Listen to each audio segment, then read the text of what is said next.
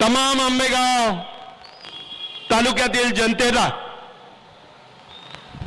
आजचा निषेध मोर्चा ज्या कारणाने आपल्या समोर येतोय त्या कारणाची पार्श्वभूमी आपल्या समोर येणं गरजेचं आहे।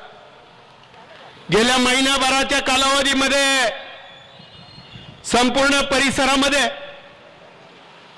एक पावसाळ्यामध्ये वादळ उठतंय आणि ते दुधाच्या रूपामध्ये उठतंय आणि गावागावातल्या घराघरातल्या आणि छोट्या बालकापर्यंत जाऊन पोहोचतंय।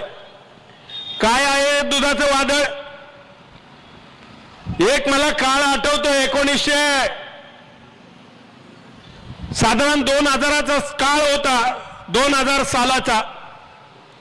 या तालुक्यामध्ये वेगवेगळ्या सहकारी दूध संस्थेच्या माध्यमातून शेतकऱ्याला मदत व्हावी, त्याला जोडधंदा असावा आणि जोडधंद्याच्या माध्यमातून शेतकऱ्याने गायी जनावरं आपल्या गोठ्यात आणली। त्याच्यातलं काहीसं दूध आपल्या परपंचात वापरलं, राहिलेलं दूध डेअरीच्या माध्यमातून सहकार संघाला घातलं आणि सहकार संघाच्या माध्यमातून आमच्याच कुटुंबातली काही लोक मुंबई पुणे परिसरामध्ये नोकरी व्यवसायाच्या निमित्तानं गेले। त्यांच्या मुलांना आणि त्यांना दूध जीवनावश्यक वस्तूमध्ये गेल्यामुळे त्यांना प्रत्येकाला त्याची गरज वाटली आणि ते दूध घेऊन त्यांना परपंच ते ठीकठाक करायला लागले। टप्प्याटप्प्यानं काळ बदलत गेला। 2008 साली एक गुन्हा आंबेगाव तालुक्यामध्ये दाखल झाला। तो दूध दाखल झालेल्या गुन्ह्याची पार्श्वभूमी आपल्या समोर याच्यासाठी मी सांगतोय का संदीप लोढा नावाच्या एका माणसानं आपल्या परिसरात स्थापन झालेल्या दुधाच्या डेअरीमध्ये दूध भेसळ करून दूध वाढवू शकतो ही क्रांती त्या काळामध्ये माहिती झाली। जेव्हा ही 2008 साली झाली, त्याची सुरुवात जर पाहिली तर 2003 साली त्याची सुरुवात झालेली होती। कारण लोकांना कळत नव्हतं या डेअरीच्या दुधाचा आणि या भानगडी काय आहेत। लोकांना आनंद वाटायचा। राजेभाऊ, मला आठवतंय तुम्ही म्हणालात, आता तुमचं भाषण मी बारकाने ऐकलंय, तुम्ही म्हणाला दूध धंदा करणारे पण यात मंचर शहरातले नाहीत आणि दूध भेसळ करणारे सुद्धा मंचर शहरातले नाहीत। पण कुणीतरी या मंचर शहरातला असा आहे का तो ओरिजिनल मंचर शहरातला पण आहे। मंचर बद्दल वाईट म्हणायचं नाही, आमच्या मंचर म्हणजे स्वाभिमान आहे, अभिमान आहे। आंबेगाव तालुक्यातलं खूप मोठं गाव आहे आणि मंचरवरच या तालुक्याचा कारभार चालतो असं आमचं म्हणणं आहे। तुम्हाला मला सांगायची गरज नाही, तुमचा माझ्यापेक्षा दीर्घकाळ अनुभव आहे। या तालुक्यामध्ये स्वर्गीय किसनरावजी बानखिले आमदार म्हणून त्यांनी काम केलं, शिवाजीराव पाटील आमदार म्हणून राहिले, बिडियान्न काळे म्हणून आमदार राहिले। या तालुक्यात अनेक लोकांनी आमदार म्हणून काम केलं, पण राजकारण त्यावेळेस गोरगरीब माणसाला सहज बीटी गाठीतून जवळकी निर्माण करायची आणि त्याच्यावर राजकारण चालत गेलं। जवळकीच्या नात्यानं माणसं जोडायच्या, आपुलकीच्या नात्यानं सुखदुःखात लोकांच्या जायचं आणि मग किसनराव बानखिले त्या काळामध्ये लोकांच्या मनामध्ये असं स्थान झालं का लोक त्यांना दसपिंड आणि दसक्रियेला आमदार म्हणू लागले। हा काळ होता, पण टप्प्याटप्प्यानं काळ बदललाय। 90 सालापासून आम्ही राजकारणात आहे, 90 ते 2000 पर्यंत काही सांगणार नाही, पण 2000च्या नंतरचा काळ बदलला। या तालुक्याला मंत्रिपद मिळाले, 1999 च्या दरम्यान मंत्रिपदाचा काळ या तालुक्यामध्ये आला आणि सोबत असणारी आम्ही सगळी मंडळी होतो। पण आम्ही साधे कार्यकर्ते, त्यांना वाटायचं गावागावात जायचं, लोकांचं मन परिवर्तन करायचं, यांना माणसं जोडून द्यायची, चांगल्या गोष्टीची चर्चा मार्केटला करायची आणि त्या चांगल्या गोष्टीच्या माध्यमातून या तालुक्याचा विकास कसा होईल याच्या दृष्टीने आम्हाला प्रयत्न वाटायचं का आम्ही खूप काम करतोय, खूप चांगलं वाटतंय। पण त्याच्यामध्ये 2 कप्पे राहिले, पडद्यामागे अनेक लोक उभे राहिले, त्याच्यामध्ये वेगवेगळे धंदे केले। धंद्यामध्ये महत्वाचा दूध संघ अडचणीत आणून खासगी दूध संघ उभे राहिले आणि तरी आम्हाला आनंद व्हायचा। आमचे तालुक्याचे लोकप्रतिनिधी त्यावेळेस सांगायचे की आम्ही इथल्या तालुक्यातल्या 2000 लोकांना त्यांना व्यवसाय दिला, त्यांना नोकऱ्या दिल्या। त्या काळात सांगायचं 2000 लोकांना नोकऱ्या आणि व्यवसाय दिला, पण टप्प्याटप्प्यानं लोकांना कळायला लागलं इथल्या माणसांना नोकऱ्या देण्याऐवजी बिहारचे आणि यूपीचे भैये या ठिकाणी आणून हजारो भैये या परिसरात तुम्हाला दिसत आहेत. मला याच्या संदर्भात एकच सांगायचं मित्रांनो, एखाद्या गोष्टीचा या पाठीमागचा इतिहास याच्यासाठी सांगितला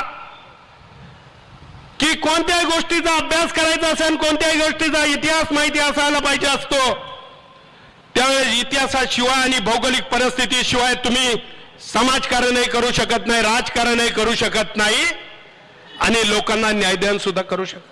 या तालुक्याची परिस्थिती पाहिली की डिंबे धरणाच्या वर असणारी 40-50 गावं जर पाहिली, आदिवासी माणूस रात्रंदिवस काबाड कष्ट करून पिचून त्याच ठिकाणी मिळालं, त्याला पाण्याचा तपास नाही, शेतीला पाणी नाही.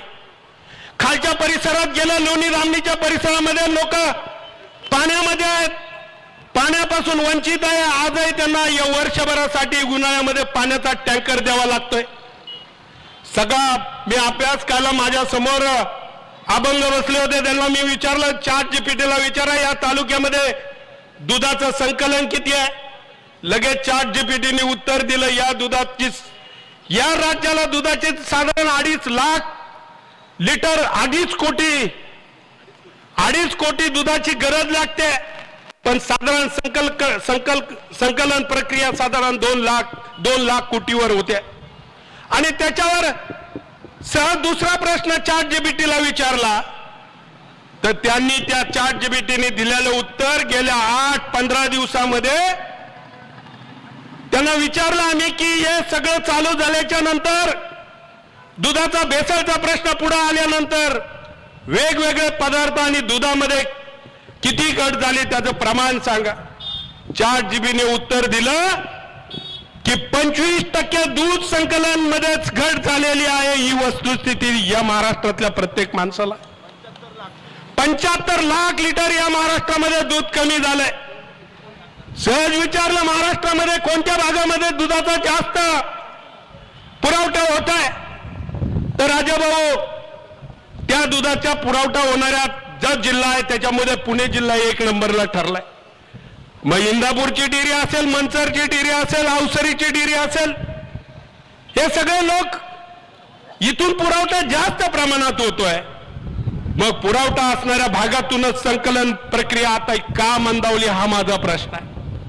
ज्या भागामध्ये प्रोसेस युनिट सारखी चालू होती, सारखं त्यामध्ये वेगवेगळ्या प्रकारचे पदार्थ बनवत होते, आज त्या प्लांटला गेल्या 3 दिवसापासून स्वतःहून त्या प्लांट बंद केले. असणारे स्टॉक रात्रंदिवस हालून नदीला काही टाकतात. अहो घरी जायला निघालो, बाजूला अवसरीची ओढा आहे, 2-2 टँकर एका टायमिंगला खाली होतात. काय खाली होतं पण पाहायला गेलो तर संपूर्ण परिसर आणि सिटीमध्ये असा फेसकूट फिरलेला आहे. पावसाची संधी घेतली, पावसाच्या कालामध्ये पावडर आणि केमिकल इतकं ओतलंय का बोलता सुई नाही त्याच्यामध्ये. मला या प्रश्नामध्ये फक्त एकच प्रश्न आपल्या सगळ्या ग्रामस्थांना विचारायचा, गेल्या 8 दिवस 15 दिवस इथून हा प्रकार चालू आहे. लोकांना वाटतं याचं वाटोळं झालं पाहिजे, त्याचं त्याला फाशी झाली पाहिजे, त्याला सगळं झालं पाहिजे हे मनामध्ये वाटतंय.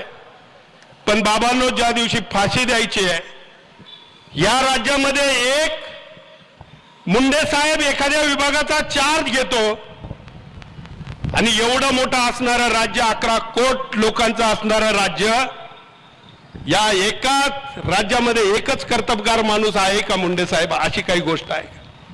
पण लोकांना विश्वास द्यायला लागला की हे मुंडे साहेबच काहीतरी करू शकतील.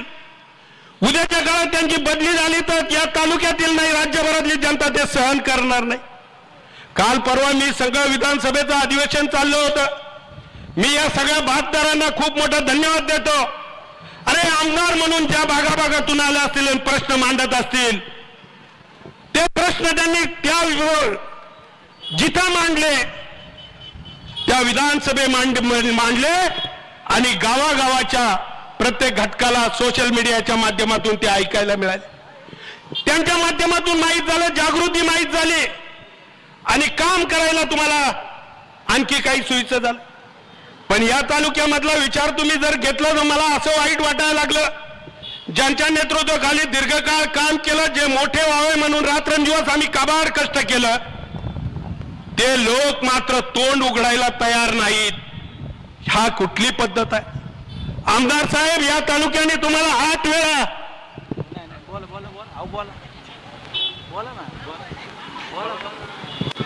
या तालुक्याने तुम्हाला 8 वेळा निवडून दिलं आहे आणि 8 वेळा निवडून देताना प्रत्येकाच्या मनामध्ये एक भावना आहे की ज्या माणसाला आपण निवडून देतो त्याच्यामध्ये सार्वजनिक हिताचे प्रश्न आमचे सोडवले पाहिजे, सार्वजनिक सामाजिक हिताचे प्रश्न सोडवले पाहिजे, लोकहितार्थ लोकप्रतिनिधींनी काम केलं पाहिजे। आणि अख्ख्या अधिवेशनाच्या मध्ये कालावधीमध्ये ह्या तालुक्याचा लोकप्रतिनिधी शब्दाने बोलू शकला नाही, याच्यापेक्षा वाईट गोष्ट कोणती? का बोलू शकत नाही? काय दडलं याच्या सगळं पाठीमागं? काय लोकांच्या जीवनमान प्रश्नाच्या संदर्भात लोकांच्या मरणाचा प्रश्न उभा राहतोय आणि या तालुक्यातला लोकप्रतिनिधी म्हणून तुम्ही का बोलू शकत नाही? हा खरा प्रश्न आहे। आठवतोय मी 2-3 गोष्टी आपल्या मुद्दामून निदर्शनात आणून देतोय।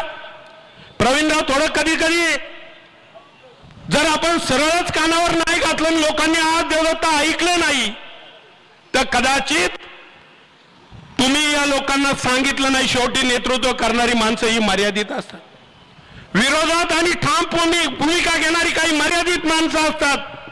मी 8 दिवसापूर्वी बाहेर गेलो तर मला सारखे फोन यायचे, भाऊ तुम्ही इकडे तालुक्यात दिसत नाही, तुम्ही या दुधाच्या संदर्भात काही भूमिका घेणार आहात का नाही?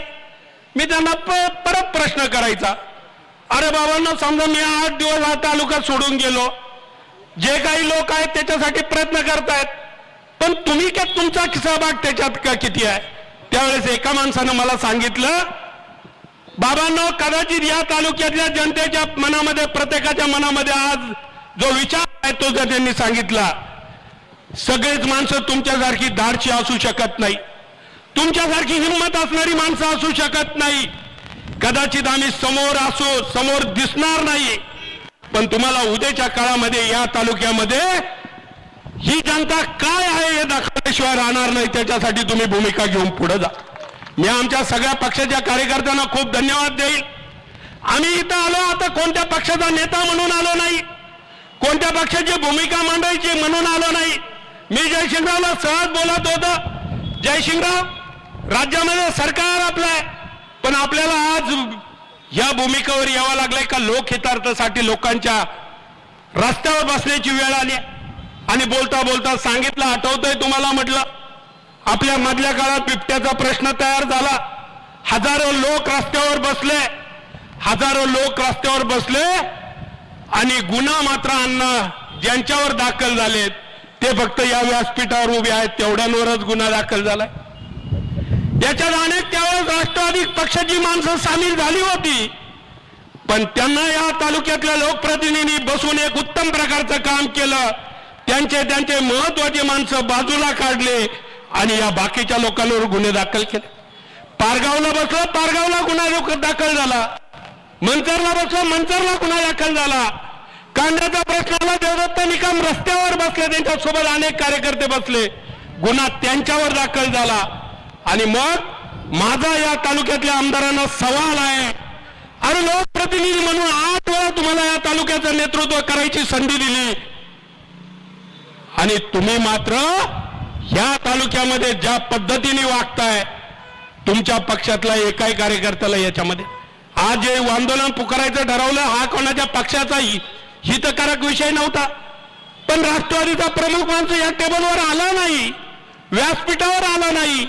अरे माझं त्या कार्यकर्त्यांना आज जाहीर आव्हान आहे, बाबांनो, हे सगळं पक्षाचं जे पांघरायचं असतं ते किती टाइम पांघरायचं असतं?